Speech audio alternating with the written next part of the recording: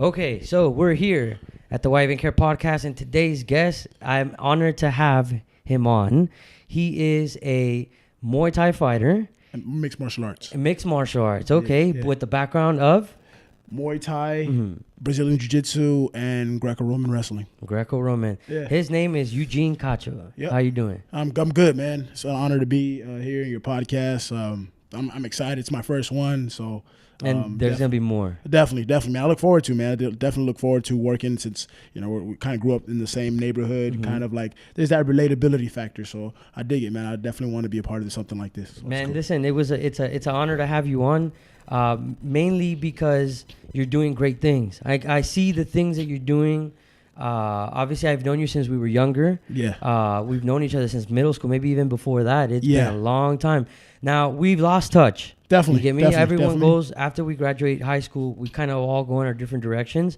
But they say that if it's meant to be, it'll be, and we reunited, and now we're on here. Exactly. So- man. Yeah, exactly. I'm honored, man. Thank you. I wanna start off by saying, knowing you from a young age, I never saw this coming. I never saw you being a fighter. I never saw any of that. So, how'd you grow up? Well, I mean, I grew up like in LA like all my life. I'm 20. I just turned 26.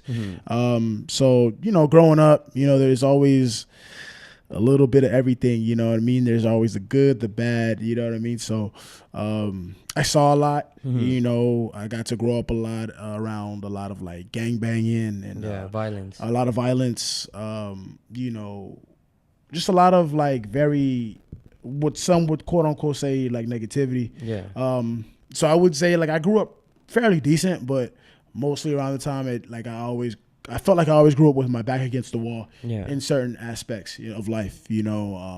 My parents, they're both immigrants, they're both from Honduras. So, always having that Latin factor as well, is always a plus just because it helps me navigate through the city. Yeah. So I would say that's a huge blessing being able to be bilingual. Yeah. And It helps out in what you're doing now.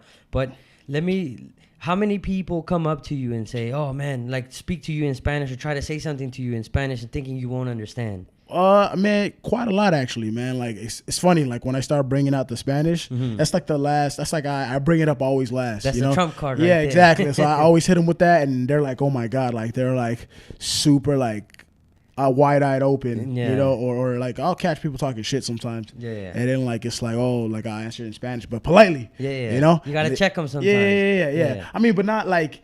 Yeah, check them in the aspect of making them feel stupid. Yeah. Because you want to judge a book by its cover. I've never been that type of person to want to talk about somebody. Even if I know a different language and I have an idea that maybe they don't, I'm still not going to take that chance because it's just not in my nature. It's not in my character to just, you know what I'm saying? Like, it's just something that I don't personally do. So then, like when I come into contact with people that are like that, it's more of like I kind of give them like a slap in the wrist. You gotta check yourself before, exactly. That's actually kind of funny that you say that because, like I said, and we've talked about this off the camera that you're not like that. You don't seem like the fighter type. Obviously now you're ripped and looking good, but when we were younger, you were always super positive. Definitely. You're always friendly towards everyone. Definitely. And I say this about everyone that comes on, but that's because it's true. Everyone likes you. You get me? So there was never any ill will from anyone that knew you. If there was, they didn't know what the hell they were doing. Yeah. But that's kind of funny because you didn't seem like the fighter type. Exactly. No, I mean, you're right. Everybody, it's funny because everybody that I know from high school or that knew me when I was a kid tells me that, like, dude, I'd never expected that from you. You're like the nicest guy. Yeah. You're like the most easygoing guy ever. And then everybody always asks me, like, how did I get to where I am today and stuff like that as far as that. And I always recall and always think about a couple of factors. Number one being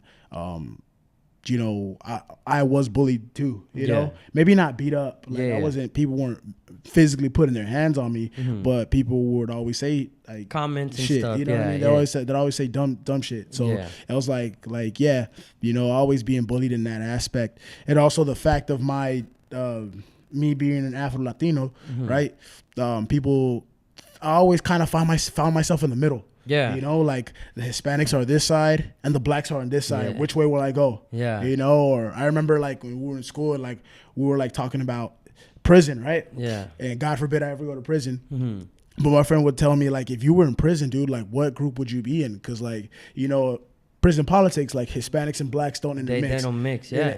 Or if you're whatever, you know, you stay with your own people. Mm-hmm. You know what I mean? So I've always had to face that my whole life, even in school. You know, like, I remember quite vividly, like when I was like in middle school, I would never get like a date, you know, because like my school was predominantly Hispanic women. Yeah. So like, you know, that's pretty much what I would gravitate towards because that was like that's all that was available. Yeah, like 85, 95% of the school girls were like Hispanic. So it was only natural for me to like gravitate towards that. And I would ask and I would shoot my shot, as they say, but I would always get turned down. Mm-hmm. And the reason being, now that I look back at it, is because I was dark, you know, because back in that time when I was younger, it wasn't cool or it was like pretty much frowned upon. It was a perception thing. To date interracially. It was like something that your parents wouldn't accept or you know, just different. But that's just a lack of knowledge because like I said, if anyone took the time to even ask, hey, where are you from? Yeah. You get me? They would understand. They would understand. But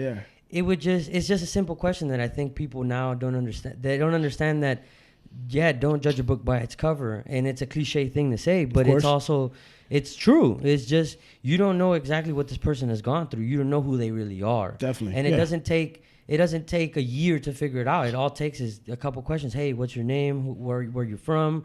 What kind of things do you like? And you'll figure out more about someone just asking questions instead of hearing it from other people. Definitely. No, I mean, I understand. Yeah, that's definitely like even something as simple as that, you know. And I'd have like, I would say also like a huge portion of my friends back when I was growing up, even to this day, are more Latin than most. You know what I mean? Just because it is what, like, my neighborhood is predominantly Hispanic. Yeah. You know you know what I mean? So, but yeah, like even within that, having those I've had those conversations before. You know, so it's like a little bit more easygoing.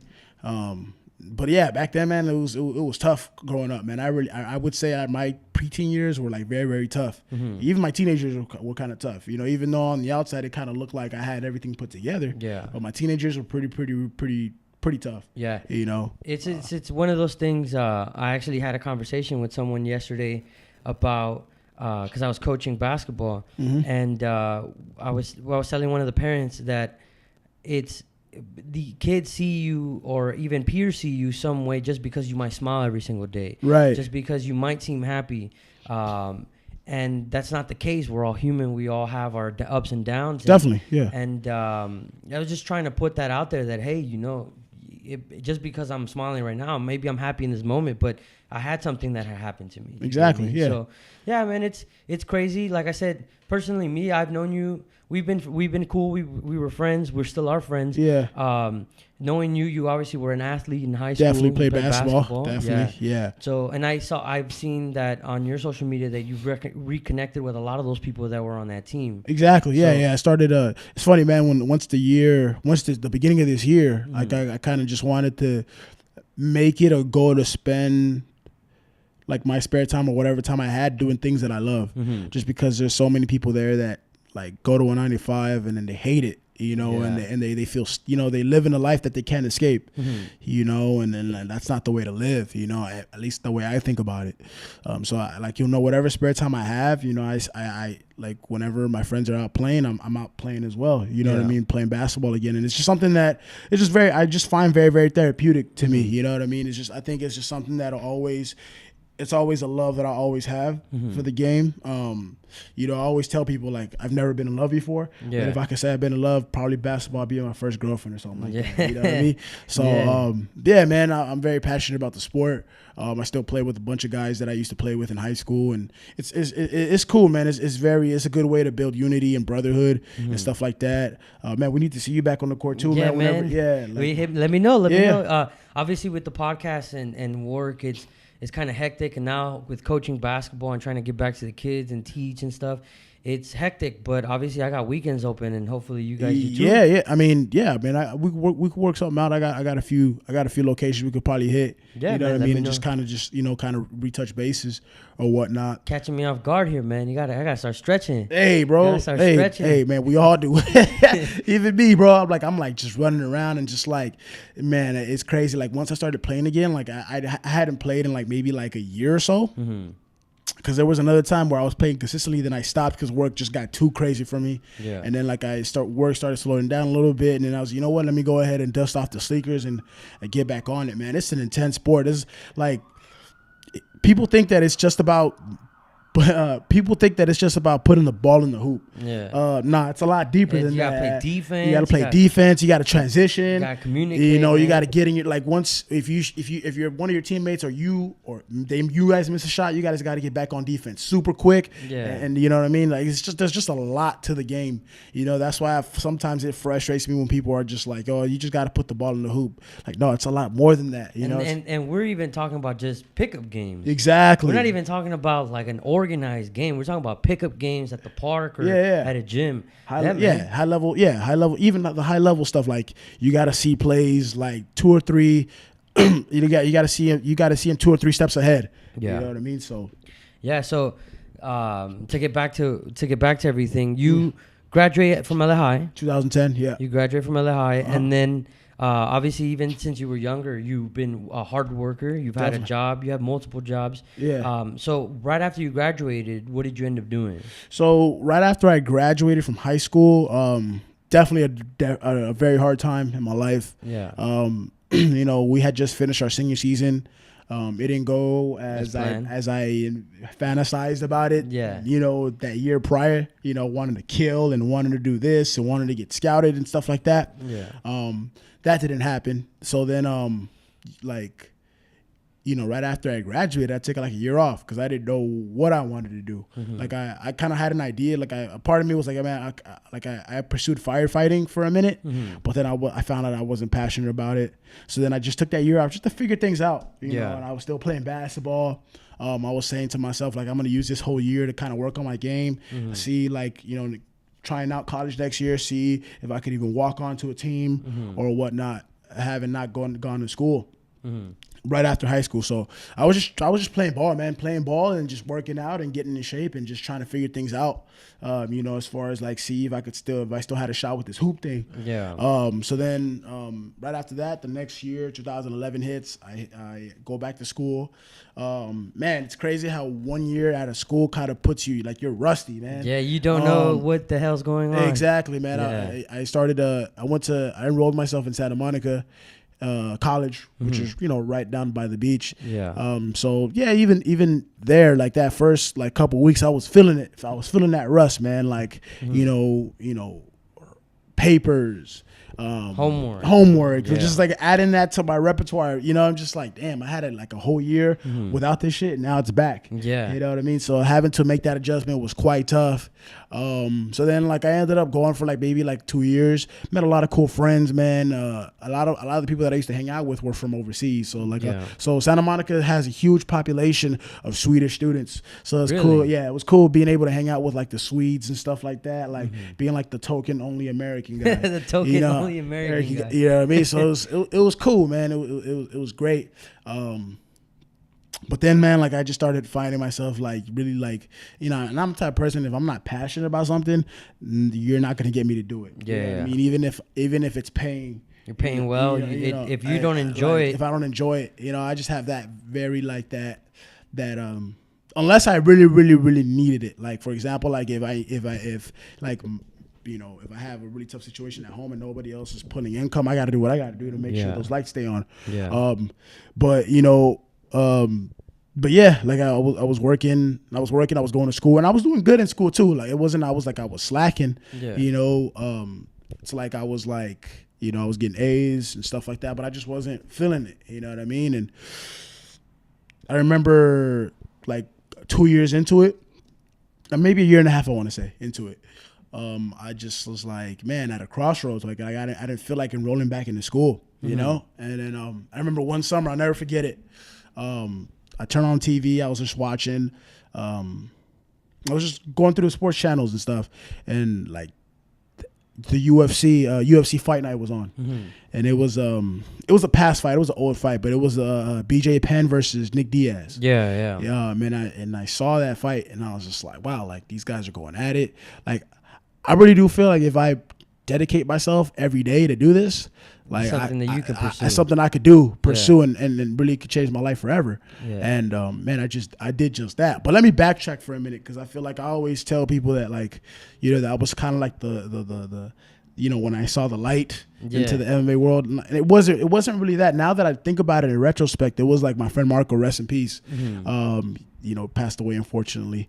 But he was kind of like the one that kind of like planted the seed, I would say. Yeah. You know, because he was like, we were in middle school when I met him. He was my little brother's best friend. Yeah. And he would always talk about jiu-jitsu, and he would compete himself. And I'm like, dude, don't you got to be like a teenager or an adult to do that? Like, no, they have kids divisions and stuff like that too. And I'm just like looking at him like, wow, dude, like it's like, that's crazy, dude. Like you're like my age or younger, and you're doing this. You know what I mean? That's crazy to me. Like I looked up to him, you know, even though he was younger than me, but I looked up to him. I was like, man, that takes a lot of inspired me. That takes a lot of balls. So ever since I kind of met him, I've always followed it in and out. Not as crazy or consistently as I do it now. Yeah. Like following the sport. But like, yeah, I would always check in. I knew names and stuff like that. So I always give him that credit, man. And you know, my heart goes out to his family. It was a sudden loss. Yeah, it wasn't that long ago, right? Yeah, it wasn't that long. I think you knew him, right? We knew him. Yeah, we knew him since we were in elementary school. Oh, there you go. Yeah. With our great friends Chewy, Pedro, we knew him. Obviously, it's unfortunate circumstances, man. You can get me. There's some people that they were just doing the right thing. You get me, and it just sucks. Yeah, man. It just that definitely, you know, losing him really just like you know, broke my heart, bro. Like really losing him, because he was like a little brother to me. You know, you knew him really well. Yeah, he lived with us for a minute too. You know what I mean? So it's like I knew him in depth. You know, it wasn't like just some random person that I'm cordially cool with. Yeah, and like it was someone that you had connections with. That was like my brother, bro. So you know, just honoring him in this is like definitely now it just changed now it just changes everything to me, man. I'm coming off a really, really rough year. Yeah. You know, but I'll go into that in a second. But yeah, back to me watching that fight. Just watching that fight, man. If I were you, I'd probably go back and watch it. Like it kind of, I know it was real, but it kind of felt like it kind of had that Rocky type of like feel to it. You know, both guys are going back and forth. You know, and it was intense, man. It definitely inspired me. That fight, you know, kind of had a part making me in who I am today. And 2011 is kind of still not what the UFC is now. No, definitely. Everyone's in it. The UFC back then was something where it was kind of seen as a brutal sport. Definitely, yeah. And it had a bad stigma to it. Yeah. And as you get the Ronda Rouseys and the McGregors and all these guys, now it's starting to become, obviously, the UFC is now owned by WME. So it's more, that has more publicity to it. Exactly. So you were watching it and before it's more that. And it's more WWE-ish kind of in a sense. The trash talking and stuff. Yeah, like, and also like the fact of like guys getting title shots are guys who aren't really necessarily next in line. It's just guys that are the popularity. They're trying to sell pay-per-views or talking crap or talking trash. You know what I mean? But yeah, like when I started, it wasn't anything like that. It was just like you train. That's it. You train, you get a fight, and that's it. You know what I mean? It wasn't. You know what it is today. I am, however, kind of happy with the way it's turning out, because like they're starting to crack down on a lot of guys that are using steroids. Yeah, the USADA is cracking down on them really bad. Definitely. To the point where you see, and obviously you're part of this world now. Yeah, of course. So the biggest one that you can see. The difference is Alistair Overeem. Yeah, definitely. Yeah. When before the USADA comes in, you see him as the biggest guy you will ever see in your life. Exactly, like has muscles everywhere. And then now he's dad bod. Yeah, you get me? Exactly. He's still built. Yeah, but you can see the difference in his physique and detail. Belfort was another one. I was going to tell you about that. If you like, I was watching. It's funny, man. I was on Instagram the other day, and I was there was a minute. those minute video clips that they yeah. have, and it was when he fought Luke Rockhold, And he head kicked him. and he head kicked him, like spinning back head kick. Yeah. And I was just like looking at him like, oh my god, dude, like what the heck? Like this dude was shredded. Yeah. Because he was on that TRT. Yeah. And then once they like banned that, it's just like you see him just his career just dropped. Yeah. You get me? Now, obviously, his last fight, they couldn't book it, and he's trying. He says his next fight is going to be his last, and then he's trying to figure something out.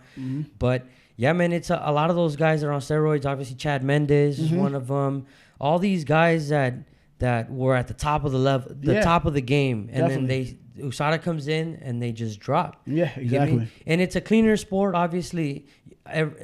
Knockouts make for an exciting fight, and obviously I'm gonna bring this up just because I saw this on your social media that they were calling you the mini Tyron Woodley. Yeah. Because I kind of people say I resemble him a little bit, especially when I let the beard grow. But. So we watched that first fight between him and Wonder Boy, and it was a super defensive fight. Exactly. Anyone that knows mixed martial arts knows that that's how you have to fight each other. Exactly. Wonder Boy cannot try to close the distance because Tyron Woodley has too much power. Exactly. But also, Tyron Woodley can't just go out and put his chin out because he's going to get head kicked. Exactly, and he has that length on him. So the people think, oh, you know what, it's a boring fight. But if you really know the game, you'll know that, hey, you need to have your T's crossed and your I's dotted, because if not, you're going to go to sleep. Exactly, and you might not man. be champion. Exactly, man. And take it from somebody who's been in plenty of fights and not only plenty of fights, but just many rounds in sparring. You know, you get so many different bodies. Like I have a couple of training partners that give me trouble all the time just because of their length.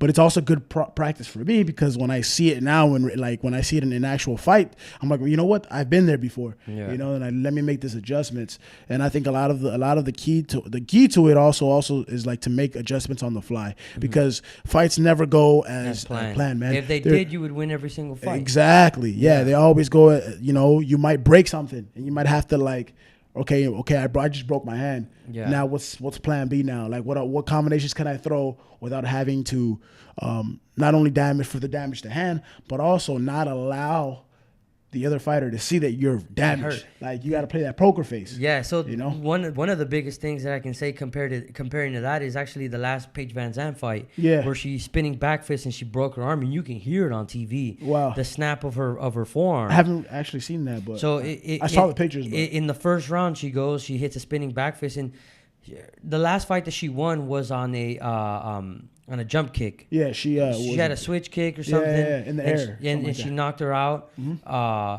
And you knew that changing camps, she was focusing more on kicks. But after she broke her hand, she had to change the game plan. You can't throw the right hand anymore. Of course not. You get me? So, and then she's trying to hide it, but obviously when you get in your corner, you can see her gripping her fist. She knew she broke it. So a lot of that happens, man. I've seen fights and guys break the bones in their feet because they're trying to kick, you know? And they get checked. And it's over. You get me? So I can understand it. Obviously, like I said, I'm not a fighter. I just enjoy watching the fights. So I can see that. And I've seen your record. I saw your amateur record. You have guys pulled out. Maybe you might have pulled out. But how do you enjoy it? I mean, I think, you know, like, what do you mean? Like the preparation for it? How do you enjoy it overall? From like training camp all the way to fight day? Training camp, man, it's all, I think I was reading an article like a couple of months ago, and it was Randy Couture, and he was talking about how they say working out is 90% physical, 10% mental. Yeah. Right. Or what is that cliche saying? It's 90% physical, 10% mental. Right. You might get you might get it right. 90% physical, 10% mental. Yeah. Right.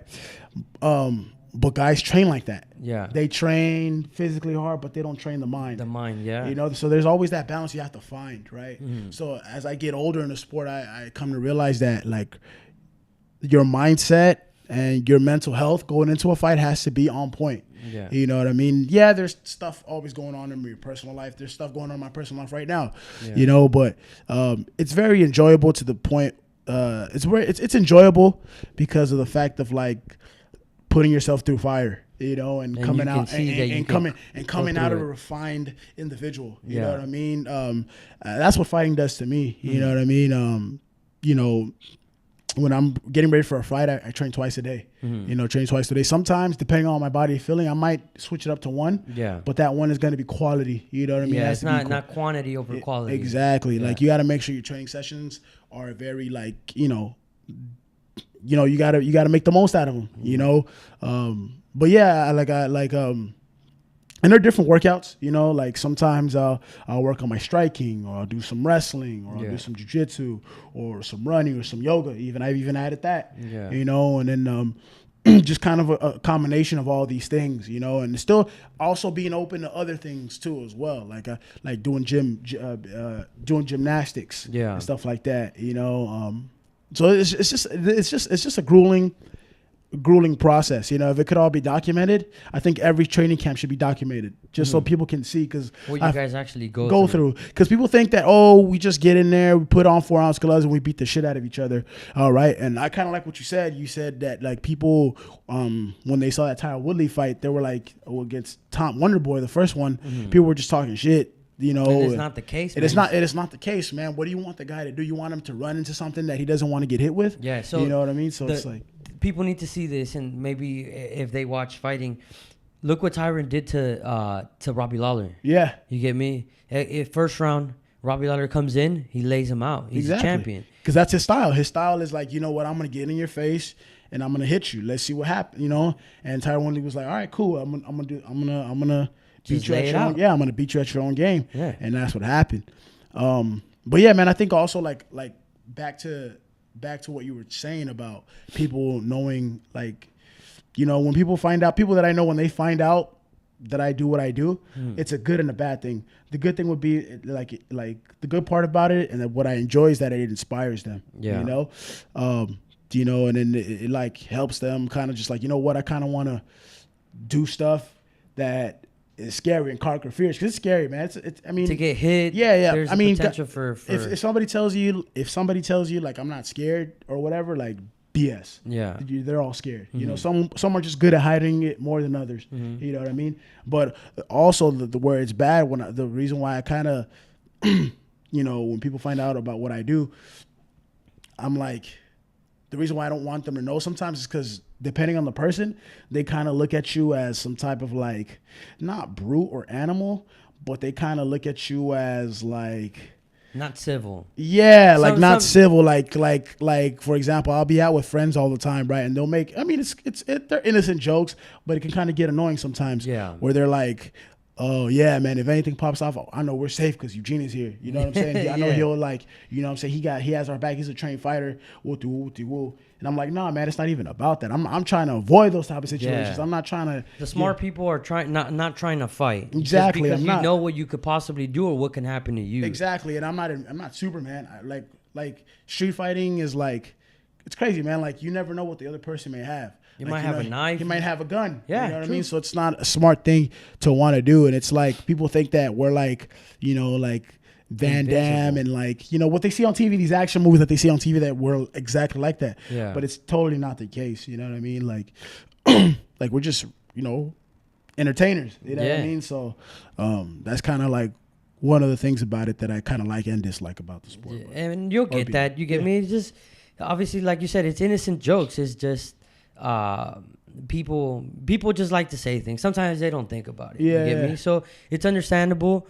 But I mean, you train to always be prepared. Hopefully you never use it. Exactly. But you're trained to always be prepared. My but you point can't prepare. You can't prepare for a guy that's trying to shoot you from maybe 20 feet. I can't dodge bullets, y'all. I can't catch them. Just so y'all know, if y'all disappointed. Yeah, yeah. So you are now training. Obviously, you train every day. You're a coach. You're at True Warriors. True Warrior Fitness. Yep. Yeah. So you're doing that, and why stay in the sport? Obviously, you're smart. It's not like people, like you said, people might think you might be a brute or something, but you're smart. You're not. You're in the sport. We had this conversation off air. You're in the sport for the after. Yeah. You get me? You're thinking about the next step. Yeah. So why are you doing it now? I think it's just, for me, I think it's to leave a legacy behind also. But, like, I'm a type of person where, like, I'm a fighter, right? That's kind of what everybody knows me as now, right? Yeah. But I think the misconception is that's not all that there is to me. You know what I mean? I'm an artist too. Like, I'm into, I got some other projects lining up too that hopefully when the fighting's over, I can fully dedicate my time to. These are just projects that I'm developing as far as right now. But yeah, man, like I'm just doing it right now. Like it's where I'm at right now. This is where I'm at in life, and like I enjoy it very much. It helps me. I've met a lot of people along the way. I've helped inspire a lot of people around the way. So I want to keep on using that as a platform to be able to reach other people's lives. Like I know bullying is such a huge thing. Definitely since I was bullied, I think you yourself, you were bullied, and it's not in, like you said, it's not where people physically attack you. It's more of people putting you down, talking shit, saying things that just being assholes. That's the main thing. I'm the type of person. I look at being able to defend yourself. I look at that as a power, right? And I look at that as you never want to use a power that you've been given for evil. You know what I mean? You always want to use it for good, and how can you enhance and help out humanity through it? So I feel like you said, like it doesn't have to be confrontational. I think for me is more of just being able to have that talk. Be like, hey man, like I really don't like what you said, like that really hurt. But you know that your fighting background allows you to say something, because you know that if something escalates, you can defend yourself. And that's the last resort. You know what I mean? And that's kind of what I want to share, and something to help inspire people in doing that. All right, man, if worst comes to worst, use the hands, or whatnot. But hopefully trying to avoid that. Avoid that situation, man. Just talk it out. I feel like we live in an era now. I feel like people have disagreements on life and the way life should be lived, right? People have disagreements on these things, right? But I feel like people think that they can't coexist with these disagreements. I feel like, man, look, we have our disagreements, but we can still coexist and love each other. You know what I mean? And that's definitely a message I want to spread. You know what I mean? I see, and this is kind of one of the biggest things when we have conversations with close friends, and it's just, I want to be, and this is something that I've thought about. I want to be like they say, flip-flop. You get me? I want to believe in something, but if you can change my mind and show me the facts, I'll change my mind. Okay. You get me? So I might believe that this subject A is the truth. Okay. But if you come at me and say, look, subject B is these are the facts, and this is, I'll change my mind. Exactly. You get me? So it's good to disagree, but it's good to have conversation with those disagreements, because then you can understand, maybe you see a side of it that you never understood. Yeah, and it's also good to see life from somebody else's perspective, because your perspective isn't the one that's only existent. And I feel like when you feel like your perspective is the only one that exists, then like you're very narrow. You can become a very narrow-minded human being. And I feel like through that, you just get to just enjoy being human, and just like enjoying different walks of life, hearing about different walks of life. You know what I mean? So it's definitely very, very therapeutic in that sense for me. So you're doing this. Obviously, I've seen your social media. You got people following you. You're coaching. How is it in general? How do you like teaching? The teaching aspect of it, man. It's easier. It's easy some days. It's hard some days. Just because this. You're a coach and you've taught before. Like the real teachers teach with their heart. They put their soul out there. They put their soul in it. They put their heart in it. And sometimes you're going through stuff and you don't feel like giving. You want to hold on to what it is that you want to hold on to yourself. But when you force yourself to give, even when you don't feel like giving, that's when it's the most rewarding. You see the enjoyment from the person that you're teaching. Exactly. And then like the energy rubs off. Like if you're having a crappy day and you bring that into a training session, and I've done this plenty of times, right? Where I'm having like a crappy day and like, man, I just feel like being in bed, like, and I'm just like, and I bring that attitude to who I'm training with.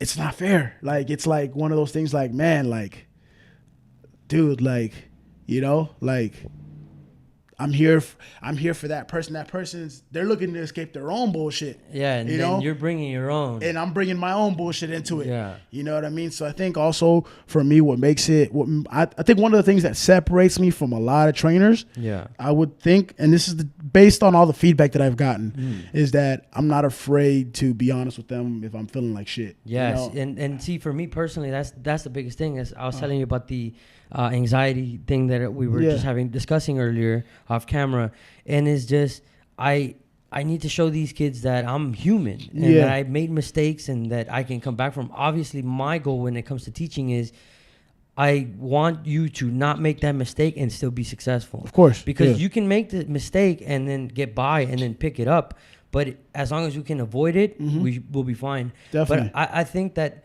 it's also a double-edged thing, because maybe you're having a crappy day and you walk in and someone has a super positive attitude and that rubs off on you. Yeah. You get me? So it Definitely. could be either. It could be it's always a give and take. Like, you know, like I always like a lot of the feedback that I get, like, man, like, you know, dude, like, thank you for sharing. You know what I mean? And that's like, I feel like nowadays, like, I hear that a lot, which is a scary thing, because like you come into contact with people every day, right? Yeah. So like, I'm like, man, I wonder what this person's hiding. I wonder what's going through this person's mind. I wonder what they're going through. Yeah. You know what I mean? Like you said earlier, people smile, but that doesn't always necessarily mean that they're happy. Mean everything's okay. Yeah. Sometimes they're smiling just to get by and just to kind of like hide the pain or whatnot. Or also like smiling is also therapeutic. Maybe like, yeah, they're having a really bad time, but they want to swallow through all the bullshit, which is positive as well. Yeah. You know, the stuff that they're working through. So yeah, man, like I always try to keep it as authentic and real with the people that I'm training as much as possible. You know, so I'm an open book, needless to say. But, yeah.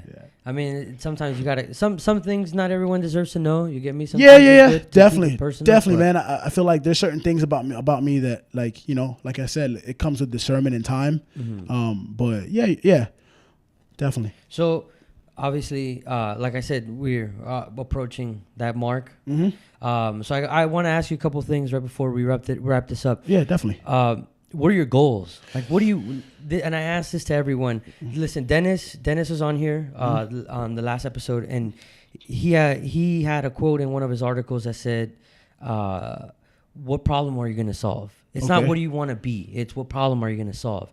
And I've always said this on this podcast is I want to create a platform for people like you to come on, spread a message, promote something positive and things like that. So when I look at myself, I want to be seen as someone who gave back. You get me? Because I've grown up in the situation where I didn't have anyone. My mom would work super hard. Right. So I would spend my nights in the park playing basketball and then being mentored there. So I know how it feels to just be alone for some time.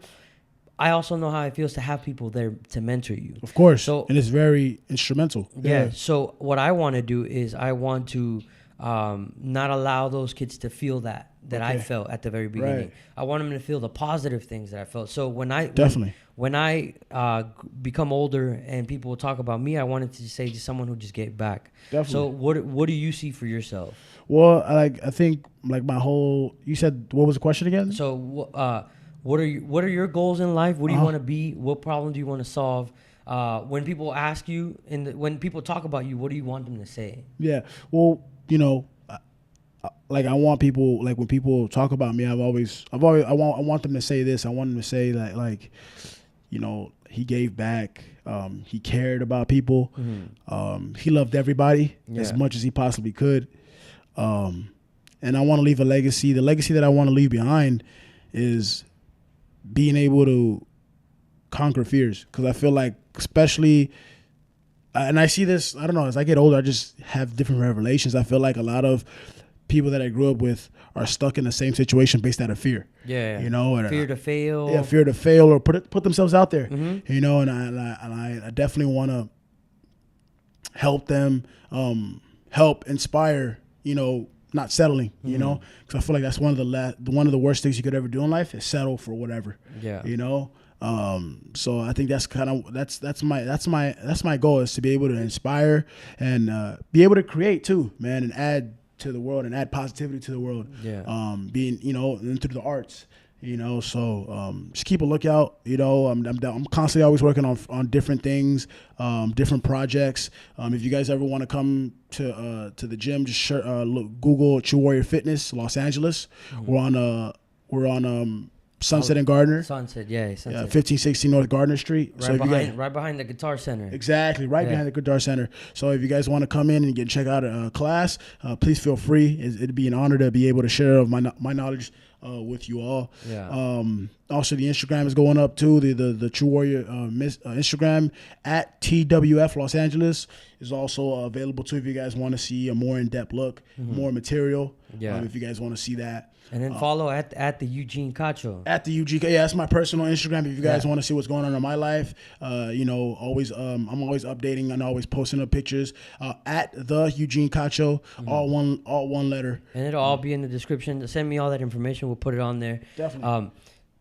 So before we wrap this up, what's your goal? What's your next step? Like where are you going? What do you want to be? Well, my next step right now, as we're speaking, my next step is to get back in the cage. First and foremost, I got to get back in there. The last time I was in the cage, it left a really bitter taste in my mouth. Yeah. So for right now, that would be the next step is for me to get back into active competition. Yeah. And the rest is, man, we'll take it one day at a time. Yeah. And then obviously you said you're working on different projects and you're doing this and you're meeting all these UFC fighters. Yeah. Is the UFC the end goal for now? I wouldn't say it's the end goal. It's probably part of the journey. Yeah. You know, so making it to UFC, fighting on the big stage, fighting for the biggest promotion in the world, definitely would be an honor. It's something. It's part of the big picture, but it's not the end result. Yeah. You know, the end result for me would be to open up a space to where any artist can come in and create. You know, I'm very deep into the arts, painting specifically, designing, graphic designing. So being able to create a place where people can come and be creative. I feel like in a world where there's a lot of negativity, I feel like people have forgotten how to be creative.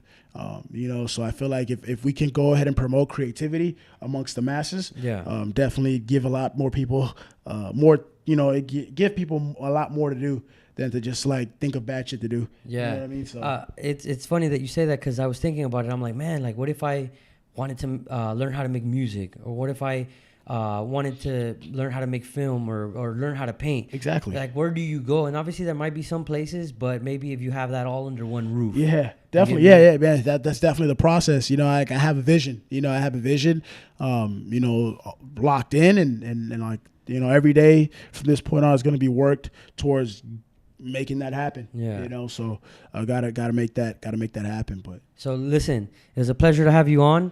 We are 100% going to continue to work together in the future. I'd love to come up here as much as you want me to. Listen, I'm not that far away either. Yeah, we'll have you on. We might even do something for the UFC. We go and I'm working on some video for this pizzeria place that we go to watch the fights. You're welcome to come. Definitely.